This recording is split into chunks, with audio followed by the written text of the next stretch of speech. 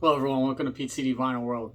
Today I wanted to do a video based on a video that Aaron with the Alamere just did, which was his top 50 hard rock and metal albums of the early 80s. And I think he did his 1980 through 85. I'm going to go 1980 through 84 just because after 85, I think starting in 85, there's just a whole nother group of great albums in there, and it would sort of diminish the first 4 years. So I'm just sticking from 1980 to 1984. I may do a video later on of 85 through 89. But if you like these videos, please subscribe and hit the like button. And I'm not ranking them in order just because that's such a difficult task to do. It's hard enough just ranking one band's albums, let alone, 50 albums from a bunch of different bands. Some bands I have more than one. I tried to keep it to two if possible. There's one band you can't avoid putting more than two in for the early 80s. And I'm also including some live albums, not just studio albums. And my criteria for hard rock was not just metal and traditional hard rock. There's some other bands in there that in general may not be considered hard rock, but if they have, harder edge guitars, then I usually include them. For example, there may be a Cheap Trick album in here, but at the same time, there's not going to be a Bruce Springsteen album in here, so that was just my basic guidelines when I was doing this. And there's probably a lot of obvious omissions. Either I don't have a copy of the album, or I just completely spaced and forgot.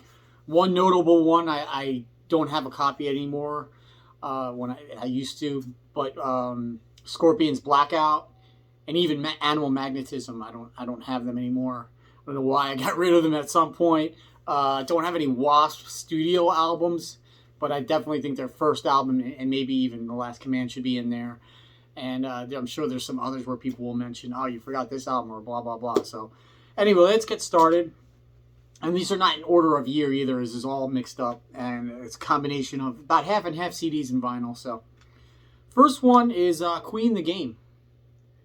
Now, I actually thought this was released in 1979. Maybe another one, Bites the Dust, was. But, besides that song and Crazy Little Thing Called Love, the rest of the album is actually pretty hard and heavy and classic Queen. A lot of people think this is like their pop or sellout album. But the rest of the album really does sound like Queen, and it's pretty good. And I don't think it gets enough credit. To me, a lot of people think Queen Jazz is their last classic traditional album, but I think this one actually is. Next up, AC/DC. And I've got two for them. And it's maybe not one of them you'd think of, but For Those About to Rock and Flick of the Switch. Of course, Back in Black is a classic album, but it's just not one of my favorites because I've heard those songs a billion times. My favorite three AC/DC albums are three in a row. This one, Flick of the Switch, and Fly on the Wall, because that's like the era that no one talks about. You don't really hear these songs a lot. Flick of the Switch is probably my favorite song from them overall. And to me, that period from whenever this is, 81 through 85, that's when AC/DC were like the most metal. They were actually considered a metal band now. Now they're considered classic rock, but back then they were not mainstream at all.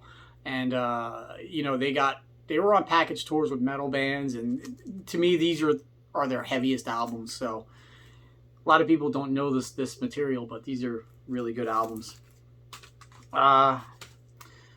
Next up, Judas Priest, Screaming for Vengeance. I think this is also the best Priest album, not just their best 80 to 84 album. Maybe I'm kind of partial to Unleashed in the East as well. But to me, this is their best studio album. This best represents them. Two for Metallica here, Ride the Lightning and Kill 'Em All. Probably Kill 'Em All is my favorite album from them. Ride the Lightning, I like Ride the Lightning a lot. Still, to me, the production, though, is very 80s. The production of Ride the Lightning, to me, is very similar to every other thrash band that came out during that period. And it's odd because their first, 4 studio albums had the same producer. Don't know why this one's so murky and muddy. Let's see what we got here. I should have more. The first two of a few from this band, Iron Maiden. We got Killers and Power Slave. So I got more coming up for them. Van Halen, Fair Warning. Sort of like their experimental album. It was really dark. But at the same time, I think Unchained and So This Is Love best represents what they sound like as a band. Ozzy Osbourne, the first two. Blizzard of Oz and Diary of a Madman. These are the ones with Randy Rhoads and, classic metal albums here. Let's go some vinyl now, I guess, right? Dokken Tooth and Nail. Their first big album. Breaking the Chains, I remember the video being on MTV, but this is their first one where I think, everyone in the band, including Jeff Pilson, played on it. Has some of their biggest hits. Tooth and Nail, Just Got Lucky, Alone Again. So that's definitely a great album there. Queensryche, The Warning. Would have included the first EP as well if I had room here, so I tried to keep it at 50, and I think I have exactly 50. I'm maybe off one or two. Just let me know if I went over or under. But this is their sort of only pure metal album, I would say. More closer to Maiden and Priest than any of their material after. Take a Little of Fame is probably my favorite song from them overall. And there's a lot of metal classics on here as well. First Fastway album. So this has Fast Eddie Clarke from Motorhead. And the Way comes from Pete Way was supposed to be in this band, but he couldn't get to America because of his visa issues or whatever. But this is a classic hard rockin' album, sort of like a heavier version of AC/DC. I believe, their second album, and I have the Trick or Treat soundtrack. And to me, those are more commercial. There's keyboards added. So this is the only one that really sounds like this, I believe. Maybe I'm wrong, but it's still pretty good there. Rainbow, Straight Between the Eyes. Out of the Joe Lynn Turner albums, the 3 came out between 80 and 84. This is the best one, I think. And I actually like Joe Lynn Turner as their vocalist better than Ronnie James Dio or who was the guy's name? I can't think of him. Graham Bonnet. He sang on the one album. But yeah, I think I like Dio better in Sabbath and solo than he was in Rainbow. And this is their best one, I think. Although I think all 3 from Joe Lynn Turner are pretty good. Alice Cooper, Dada. So 80 to 84 is when he released those 4 albums that were sort of not well known and underground. Even though he did tour for the first 2 ones. People don't remember that. But this one came out, this is the last one. I think this came out in 83. And this is somewhat bizarre. The songs don't sound that bizarre musically when you listen to them, but the lyrics are pretty out there. It's pretty disturbing, some of the stuff. But to me, this is probably Al's top 10 album for me. Dada. Let's see here. The first 2 Dio albums, Holy Diver and The Last in Line. I couldn't leave one of these off. I sort of like Last in Line overall better than Holy Diver, even though Holy Diver has some more classic type songs on there. But these albums could have been a double album. It's the same production, same band. The songs are very similar. They it's one of those 2 albums in a row that the albums sound exactly alike. So it's those. Motley Crue, Shout at the Devil. Like I said, I would have probably included their first album if I had the room in the 50, but I think this is their best album overall. I remember buying this new when it came out on vinyl. And in truth, I'm not a big Motley Crue fan at all. I like their first two albums, and I like the John Corabi self-titled album. The rest of their albums, to me, are pretty bad. I think they're a good singles band, but overall, they only made a couple of good albums.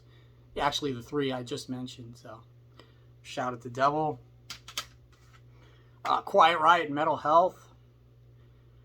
We've all heard Metal Health and Come On Feel the Noise a million times, and we don't have to hear them, but the rest of the album is pretty heavy. They're not really hair metal at all. Slick Back Cadillac, Love's a Bitch. Love's a Bitch. I'm surprised that song was not released as a single. But the album is pretty heavy, actually. So, that's a classic there. Let's see. Cheap Trick, One on One. Might not say they're hard rock, but this is probably one of 2 or 3 of their heaviest albums. Produced by Roy Thomas Baker, who was Queen's producer and The Cars. So it has very similar production to them. And some of their heavier songs, I Want You, One on One, She's Tight. This has always been a fan favorite as well. But I think this came out in 82. So let's see what else we got here. Another off-the-wall choice, maybe. But Yes Drama. So I would think that this is like their most metallic album. It's the one album sort of, to me, it introduces sort of the idea of prog metal almost. You could tell Queensryche must have listened to this album a lot. If you listen to like Rage for Order or some of their other stuff, I hear a lot of that from this album.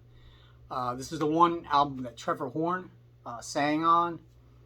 But yeah, there's some really heavy stuff on here. Machine Messiah, Tempest Fugit. So if you haven't heard this album, you're not a Yes fan, but you're interested in some of their heavier stuff, I would definitely check that out. Of course, probably my favorite album of the 80s. One of them, Kiss Creatures of the Night. Their heaviest album up to date that time. The box set's coming out in November. Can't wait for that. How about Rush, Moving Pictures? Could have added Permanent Waves to this as well, but this was their first real big commercial success. They had success with all their albums from 2112 on, but this one really brought them into the spotlight. And it's their last one that you could say is sort of proggy, links to their past. But yeah, this is a classic album there. All right, continuing on. How about Michael Schenker Group? Not a lot of people talk about them anymore. This one is really good too. Has Rob Barton on vocals? Gary Barton. Armed and Ready, Cry for the Nations. Feels Like a Good Thing. He was pretty big in the early 80s. At least everyone knew about him, but he didn't have... I don't think he ever had a gold album, but he was still pretty big, you know, as far as popularity.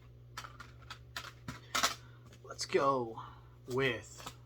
I got 2 from Blue Oyster Cult. First one, pretty obvious, Fire of Unknown Origin. One of their best albums, one of my favorites from them. I just recently did a ranking of them in another video. Had the hit Burning for You, but this whole album is pretty heavy and it's pretty good. And I was also going to include Cultosaurus Erectus, which is sort of a, you know, underrated album from them. But the album I am going to include from them is their live album, Extraterrestrial Live. They had 3 prominent live albums, and this is the one I like the best, actually, because it sort of covers their whole career. I think they're playing great here. So, if you haven't heard this one, but you've heard Some Enchanted Evening or On Your Feet or On Your Knees, you should definitely get that. All right, this one might become a little bit of a shock. Pat Benatar, Get Nervous. I like more of her early stuff, obviously, that's heavier, and this one's pretty heavy all the way through. I think it's the last one that really is, you could consider rock or hard rock. After this, she went more pop, and the guitars got washed out by keyboards, but this one's pretty solid all the way through. Armored Saint, March of the Saint. I've always thought that Armored Saint were just borderline thrash. A lot of people, when they had that Big Four tour with Metallica, Anthrax, Slayer, and Megadeth, I always thought that if there was going to be a fifth one, and a lot of people say, oh, Testament or Exodus, but I always thought it would be Armored Saint. To me, they were just on the cusp of that like thrash sound. I always liked John Bush's vocals, so this is a good one. Produced by Michael James Jackson, the same guy that did Creatures of the Night, I believe. And another one coming up. All right, let's see what we got here. Oh, Wendell Williams, singer from the Plasmatics. This was produced by Gene Simmons, and a lot of the songs had guest appearances from Kiss members, including Ace Frehley, who didn't even play on Creatures, but he played a solo on here, because this was released in '82. Vinnie Vincent wrote a song. Eric Carr plays on a song. Even Paul plays rhythm on a song. So everybody who had been in Kiss, except Peter Criss, played on this. That's kind of odd. And, let's see. Thief in the Night, later done by Kiss on Creatures, Crazy Nights, is on here. The original version, written by Gene. So, Frank Zappa, You Are What You Is. I wanted to include a Frank Zappa album because it's not really thought of as hard rock, but a lot of his, say, mid-'70s albums on contained a lot of harder edge guitar stuff. And this one has Steve Vai on guitar. And it's a pretty good album. This is originally a double album. They fit it on one CD. But yeah, check Frank Zappa out if you haven't heard him. Let's see. Oh, the other Priest album. British Steel, of course. The one that started off the 80s. I think British Steel and Screamer for Vengeance represent, this is sort of like the bridge between their 70s sound and what's to come in the 80s. Very similar sound to Hellbent for Leather, but it's got a lot of classics, of course, on here. Def Leppard, High and Dry. This is probably definitely my favorite album from them. It's the one, along with their first one, has that sort of hard, heavy, new wave of British heavy metal sound. But this is the one that they got their sound all together with their songwriting. It's got some of their best songs: Let It Go, Bringing on the Heartbreak, Lady Strange. Over the years, I sort of have like a love-hate relationship with them. I like Def Leppard, but over the years, Pyromania and Hysteria for me are becoming less and less liked by me. I just think they're overproduced. Their latest stuff, even their last album, a lot of people liked, I didn't like at all, really. So this is sort of the era that I like. I wish they would just stop trying to go out and say, oh, we were never hard rock, we're just a pop band, blah, blah, blah. Well, no. All right. How about Billy Squier, Don't Say No? I know Aaron had this on his list too. This is a pretty hard album. His first classic one, he had one before this, Tale of the Tape, that didn't really have any well-known songs, but this one had a lot of hits. In the Dark, The Stroke, My Kind of Lover, Lonely is the Night, Don't Say No. That's a great album right there. Angel. This is Live Without a Net. I wonder where Van Halen got that title. So this came out in 1980. This was sort of like their last album until a couple years ago they got back together and released an album. But the reason I'm including this is because I don't think, besides the first album, Angel had really great production. But this one actually does sound pretty good, and the songs are live. It's got a good selection of songs too, so I figured that a lot of people don't know about this one, so I just figured I'd include it. Y&T, In Rock We Trust. I know I could have included one of their earlier ones like Earthshaker or Black Tiger, Mean Streak, but to me this is the first one I became aware of them. I think Lipstick and Leather was the first song I heard from them, and then of course Don't Stop Running. But this whole album is pretty good. It's more on the commercial side rather than the metal side, which their earlier albums are, but it's still pretty good there. Alcatraz, No Pearl from Rock and Roll. This is their first album with Graham Bonnet and Yngwie Malmsteen.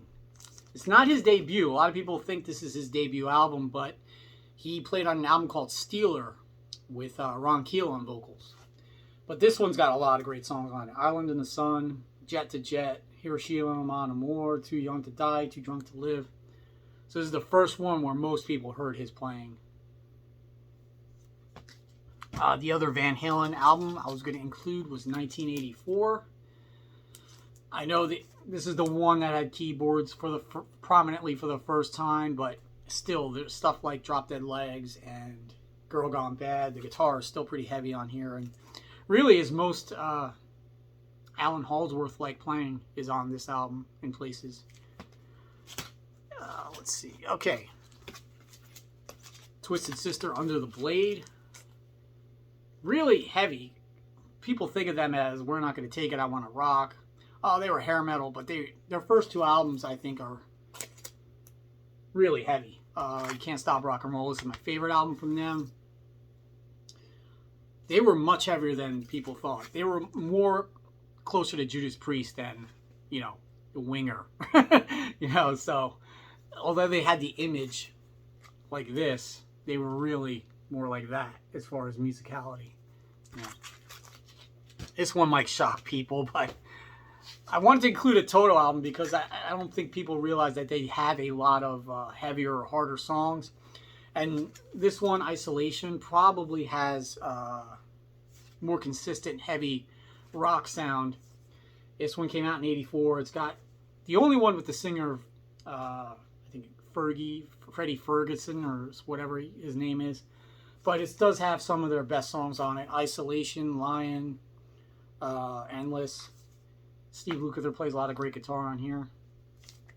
Their heaviest album is actually from the 90s. Kingdom of Desire. Saxon, The Eagle Has Landed.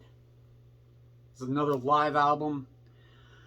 I'm not a big Saxon fan. I know a lot of people love them. I'm not crazy about the singer's voice, but I've always liked this one a lot. And it's really the only one I have. But it was one that I always had and liked a lot. So, yeah. Ted Nugent. So he had a few albums between 80 and 84. I think this is his best one, Penetrator. His last one before this, 82, was just called Nugent. And that one, actually, Derek St. Holmes came back.